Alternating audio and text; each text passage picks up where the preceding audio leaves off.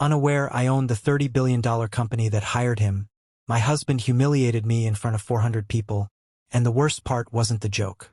It was that I recognized the voice he told it in. Because I built that voice. Julian Croft couldn't say his own name without stammering when I met him. 11 weeks in a church basement, 40 empty chairs, and me at an old upright holding down one low note so he'd have something steady to breathe against. Some nights he got 4 sentences out. The night he made it 14 minutes, he sat on the edge of that stage and cried into my hands. 9 years later he was 2 weeks from president of the implant division, standing in a marble atrium full of people who worked for me, and he used that voice, that smooth unbroken voice I gave him, to tell 400 employees that his wife tunes pianos out of a van and gets nervous around words like EBITDA. Her family laughed. Her mother laughed the longest. I was 7 months pregnant with his son. Cream gown let out twice. My hand was on my stomach because the baby had just moved. I said his name once. Quietly. Only to him. Julian. Not tonight. Please. But he didn't turn around. The back of his hand caught the left side of my face, and my grandmother's chain, 11 years around my neck, snapped and opened a line across my collarbone before it hit the marble. The laughing stopped so fast it left a hole in the room. Her mother froze with both hands pressed over her mouth. Not moving, not helping, watching me bleed and deciding it wasn't hers to touch. But nobody was looking at me anymore. They were looking at the screen behind the entry podium, where security had scanned a badge 12 seconds earlier, and where 3 lines were still glowing in plain white text. And a voice said, "Ma'am, are you all right?" He didn't call me Mrs. Croft. My husband put his hand on the woman who signed the offer letter that hired him. In her own building, in front of her own people, while her family laughed. So why did I spend 9 years letting him believe I was nobody? Why was her father, a man who'd been refused by my company 3 separate times, sitting at that table smiling like he'd already won something? And when I finally got up off that floor, why was the first thing I did the one thing not a single person in that room was ready for? Let me take you back 11 seconds. The floor was cold. That's the first thing I remember. Italian marble, polished every Thursday by a crew I paid, and it went through the thin fabric of that gown like ice water. I was on one knee, one hand flat on the stone, the other one where it always was now, low on my belly, holding him. And he kicked. 7 months old, still inside me, and he kicked hard, right under my palm, like he'd felt the whole thing happen. That was the moment. Not the hand. Not the blood. That kick. Because in 9 years of marriage I had swallowed 100 small cruelties and called them phases. But the boy inside me had just felt his father's temper through my skin, and I understood in one clean second that if I stayed on that floor he was going to grow up learning that this is what a mother does. The room made a sound. Not a scream. Something worse, 400 people breathing in at once. I could smell white roses. $3,000 of them on every table, and underneath that the sharp copper smell of my own blood on my collarbone. Julian was still standing over me. And here's what broke me. He wasn't horrified. He was annoyed. His mouth was already moving into the shape of an explanation, and I knew that shape. I had watched him practice that exact face in our bathroom mirror before performance reviews, and he was going to turn to that room and say something charming and small. Behind him, Corinne Rhodes had both hands clamped over her mouth. Her daughter Sabine was on her feet, chair knocked back, one hand out toward me. The only person in that family who moved. And Ellis Rhodes, her father, 71 years old, worth more than most countries, did not move at all. He was smiling, not a cruel smile, a satisfied one, like a man watching a machine he built do exactly what he built it to do. That smile is the reason this story doesn't end the way you think. Then I heard shoes on marble. Fast, heavy, coming from the entry podium. Marcus Deal had run security on this campus for 22 years. Ex-military, built like a door. He had a daughter in college and he cried at the holiday video every single year. He'd scanned my badge 12 seconds earlier because I tried to slip up to the executive floor and cry in a bathroom where nobody knew me. He never got to tell me what the screen said. Marcus went straight past me, straight at Julian. And 2 of his officers came in from the north doors, and I watched my husband's face finally understand that something was wrong. Not because of me, never because of me, but because trained men were crossing a ballroom toward him at speed. Marcus got a hand on his shoulder. And I said, "Don't," came out cracked. Barely a voice at all. But that atrium has a glass ceiling and hard stone, and it carries sound like a cathedral. I know, because 4 years earlier I'd quietly paid for the acoustic panels myself through a facilities memo nobody ever traced back to me. So 400 people heard a woman on the floor say don't. Marcus stopped. Everything stopped. I got my hand under me and I pushed up off that cold stone. Slowly, the way you do at 7 months, and Sabine Rhodes reached for my elbow and I let her take it. And that was the first time in 9 years a woman from that family touched me for any reason at all. I stood up. Blood on the cream fabric. Hair down over half my face. One earring gone somewhere under a table. And I looked at Marcus Deal, my head of security, my employee, a man who would have put my husband on the ground and been thanked for it. And I said the sentence that not one person in that room was ready for. "Don't touch him." Marcus's jaw went tight. "Ma'am. He's the father of my son." You could hear the fountain in the courtyard. That's how quiet it went. I reached down and picked my grandmother's chain up off the marble. 11 years I'd worn that. She gave it to me the week she signed the company over, and there was a small steel tuning fork on it, and engraved on the handle were 2 words. "Start here." The clasp was gone. The links were fine. I closed it in my fist. Then I turned and I walked out. Past the roses, past the 400, past Ellis Road still sitting down, still smiling, and Julian called after me. Once, in that beautiful voice I gave him. He said my name like it was mine to fix. Ren. I didn't stop, because I wasn't protecting him. I want to be very clear about that. I have never once been the kind of woman who protects a man who does that. I needed him free and comfortable and stupid for exactly 11 more days. And what he did on day 4 is the reason I'm telling you any of this at all. I made it down 4 floors before my legs stopped working. The parking deck smelled like cold concrete and rain coming. I got as far as the pillar by space G14, and I put my back against it and slid down until I was sitting on the ground in a $3,000 gown with blood dried on the neckline. I didn't cry. I want to be honest, I didn't. Something in me had gone very quiet and very still, the way a room goes still right before you hear what's actually wrong with it. Heels on concrete. Fast. Then Amara Osei was crouching in front of me. Amara ran my company. 5'1", 63 years old, hands like a surgeon because she used to be one. She had built the implant division from 9 people in a basement in Cleveland. She didn't ask if I was okay. She took my face in both hands and turned it toward the light and looked at the mark, and then she looked at my collarbone, and then she said something I will hear for the rest of my life. "How long, Ren?" Not what happened. Not did he.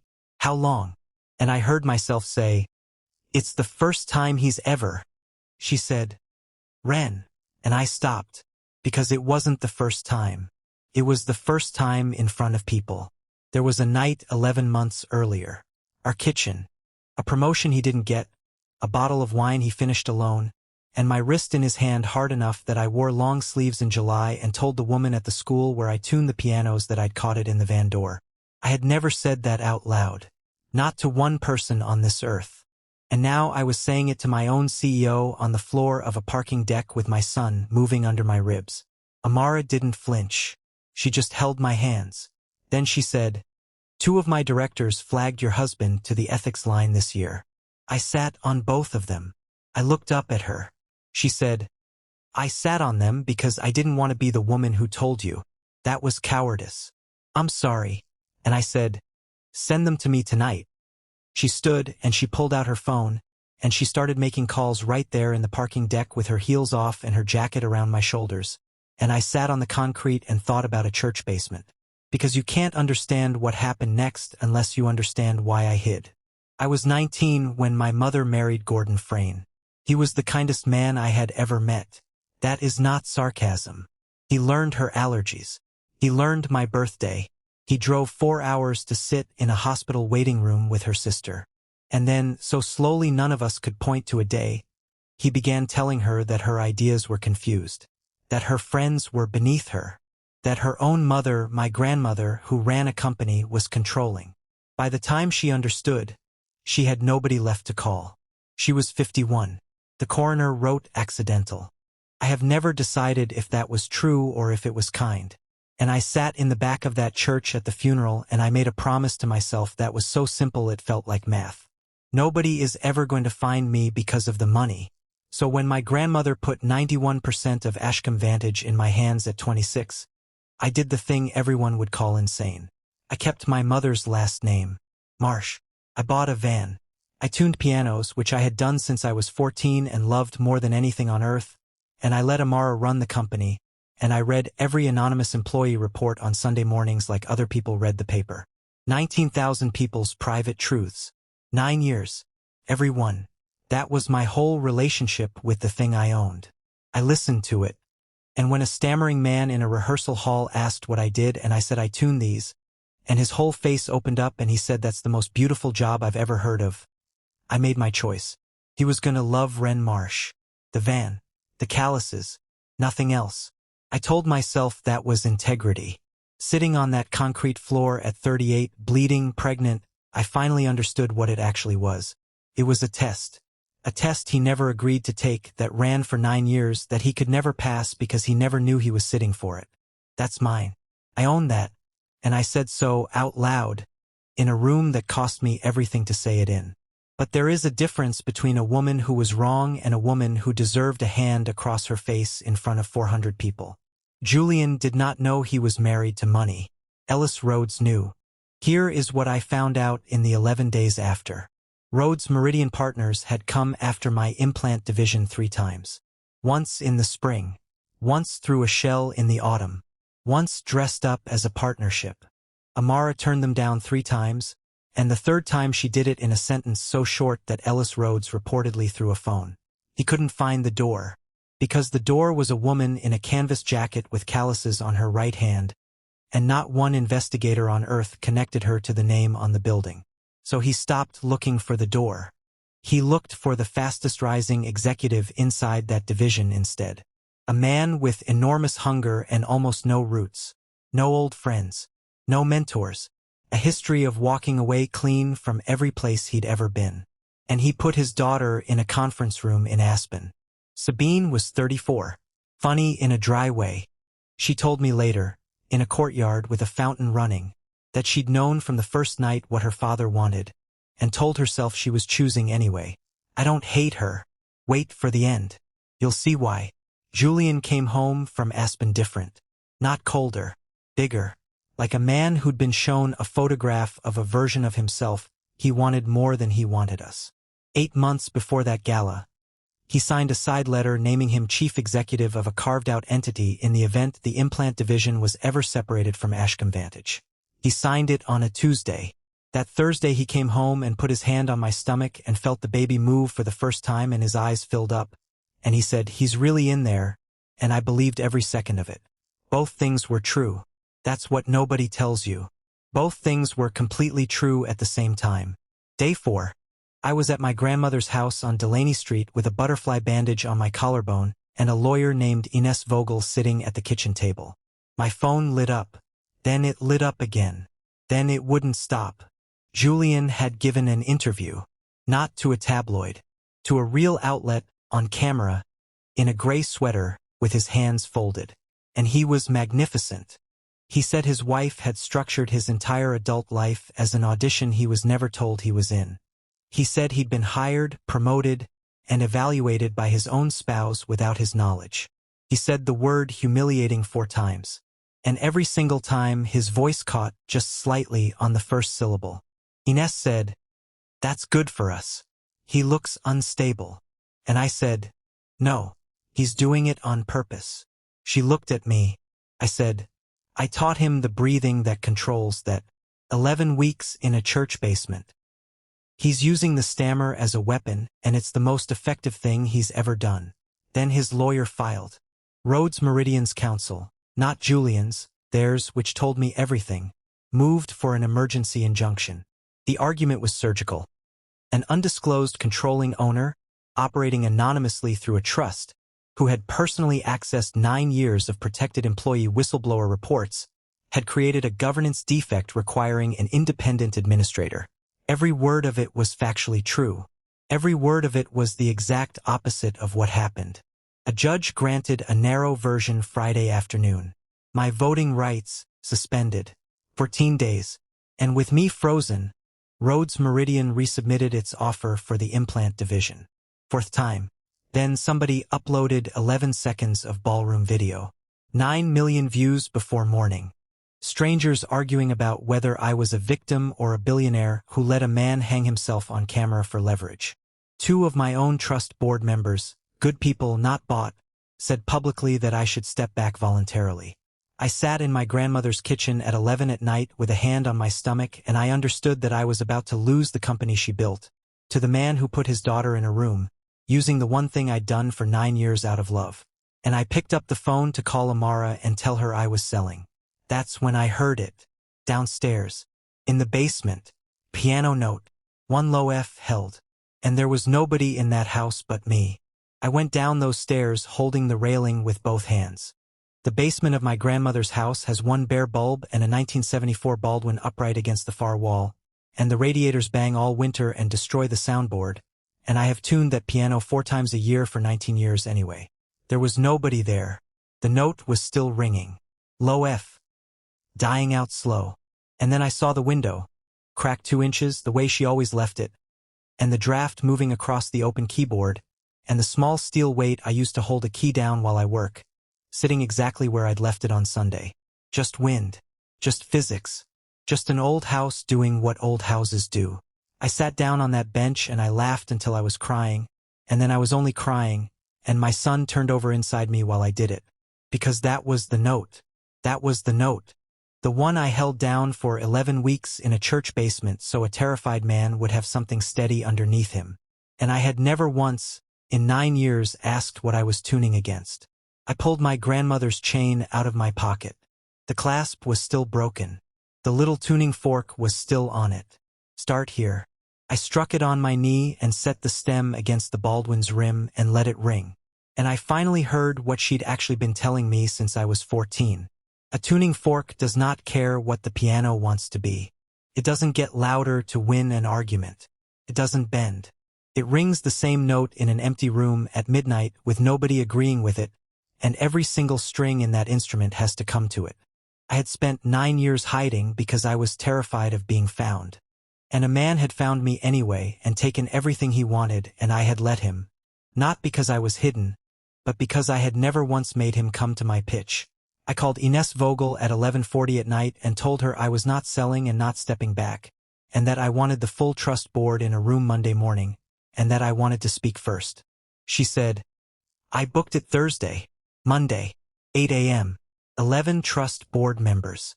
Amara, Ines, 2 outside counsel, a court-appointed observer with a laptop, and because he had a live proposal and the legal right to present it, Ellis Rhodes in a gray suit with Julian beside him. Sabine came too and sat at the very back, and I didn't understand why until later. Ellis went first. He was extraordinary. He talked about governance integrity. He used the word stewardship 4 times. He proposed moving the implant division into a neutral holding structure for the duration of the review, and 2 of my board members were nodding. I let him finish every word. Then I stood up, 7 months pregnant, with a bandage under my collar, and I said the first thing I had to say was not about him. I said I had concealed my ownership of this company from my husband for the entire 9 years of our marriage. That it was not a strategy and it was not a philosophy. That I did it because I was 19 when I watched a kind man take my mother apart piece by piece, and I had been too frightened, ever since, to be loved in the open. I said it was wrong. I said Julian had been telling the truth about that in his interview, and the fact that he told the truth for his own reasons did not make it any less true. Then I said the harder part. I said that in 14 months I had personally read 3 anonymous ethics reports concerning my own husband, and I had recused myself from nothing and escalated nothing and told myself I was too close to be objective, and that this was a real failure and it was mine and this board should weigh it. Nobody moved. I sat down, and Ines stood up. For 50 minutes she showed them what 9 years of listening looks like when you finally lay it out on a table. The vendor contract Julian steered to a logistics company Rhodes Meridian held a majority position in. 22 months of calendar entries filed under a project code retired in 2019. The wire structure. The side letter, signed 8 months before the gala, naming him chief executive of a company that did not yet exist. And then one set of internal Rhodes Meridian emails, pulled under subpoena in a completely separate matter, in which Ellis Rhodes described the approach to my company as a 19-month project, and referred to my husband twice, never by name. He called him the instrument. I watched Julian read that word on a screen. I have spent 19 years learning to hear the exact second a string stops fighting and goes slack. That was it. His mouth opened, and nothing came out, not because of the stammer, because there was nothing left in him to say. The board rejected the proposal. It referred the vendor arrangement, the data handling, and the coordinated approach to the regulators. It restored my authority. And then it voted on the only motion I actually cared about, one I had written myself at that kitchen table at 2 a.m. A permanent independent trustee for the ethics line, so that no owner of Ashcombe Vantage, ever again, sits alone on a Sunday morning reading 19,000 people's private truths with nobody watching them do it. I gave up the thing I loved most about owning that company. Passed unanimously. Ellis Rhodes walked out without speaking to anyone. He did not look at his daughter. She found me in the courtyard, by the fountain. Sabine didn't apologize. I was glad. An apology would have been a performance, and we had both had enough of those. She said, "I knew what he wanted Julian for. I knew in Aspen." She watched the water instead of me. I told myself I was choosing. I've been telling myself I was choosing things my entire life. I don't actually know what it feels like to pick something. And I thought about my mother, who was not a stupid woman, who almost certainly knew by the second year, and stayed. I said, "He was never going to keep you either." She said, "I know. My father doesn't collect anything he can't put down." Then she said, "Are you going to release it?" Because there was audio. The atrium is wired for 400 people. Every word Julian said that night, every laugh from her mother, every syllable of a joke he'd clearly told before in rooms I wasn't in. All of it clean on a server I owned. 3 lawyers had explained to me exactly how easily it could get out without my fingerprints on it. It would have ended her mother socially. It would have ended Julian permanently. And I said no. Not because I'm better than that. I'm not. Because in about 10 weeks a boy was going to be born who would one day be old enough to type his father's name into a search bar. And I was not going to be the person who decided what he found there. The law had 400 witnesses. The law did not need my help. So I let it be. Julian pled out. He is a named party in an ongoing federal review of Rhodes Meridian, and the assault carried its own consequence, and none of it required me to lift a finger, because a marble room full of employees remembers what it saw. The divorce ran on exactly what the law required. Not $1 more. Not $1 less. Nothing from the trust, because the trust was never ours. He gets supervised visits. I fought for that. Not for him, for my son, who is going to want to know, and who deserves to find out on his own terms instead of mine. Corinne Rhodes discovered that a certain kind of invitation simply stops arriving. I never made a single call. 11 seconds of video had already shown 400 people exactly how her family laughs, and that turns out to be the sort of thing people don't forget. None of them lost everything because I took it. They lost what they'd been reaching for, because it was never theirs, and when the floor underneath it moved, there was nothing there to hold. His name is Odell, after my grandmother, Odile. He was born in February, 7 pounds 1 ounce, and he screamed like the building was on fire, and I have never in my life heard a more beautiful sound. I still tune. Saturdays, mostly. Still the Baldwin on Delaney Street, radiators and all. We funded free hearing diagnostics for kids in school districts that can't afford an audiologist, and free instrument repair for every public school music program in 11 states. The board called the second half sentimental. It is. I signed it anyway. And the badge system at the atrium? Ines wanted to change the display protocol so a principal's clearance could never surface at a checkpoint again. I said leave it. If the owner of a company can be sent to wait in a car, I want the machine to keep saying so out loud. Last spring I was down in that basement with Odell asleep in the carrier, and I got to the low F and it had drifted about 4 cents flat. 4 cents. Not one person on earth would hear it. I brought it back anyway, because that's the whole thing, isn't it? A note never goes flat all at once. It drifts, a little, then a little more, and everybody keeps playing because stopping means admitting you've been out of tune for years. My grandmother left me a company worth $30 billion. What she actually left me was a piece of steel that rings true in an empty room, whether or not anybody agrees with it. So let me ask you something, and I want you to really sit with it before you scroll. Who in your life have you been holding a steady note for, quietly, for years at your own expense, while nobody ever once asked what you were tuning against? Tell me in the comments. I read them. And if this story reached something in you, tap that subscribe button and turn on the notification bell if you haven't yet, so the next one finds you when it matters. I'll see you there.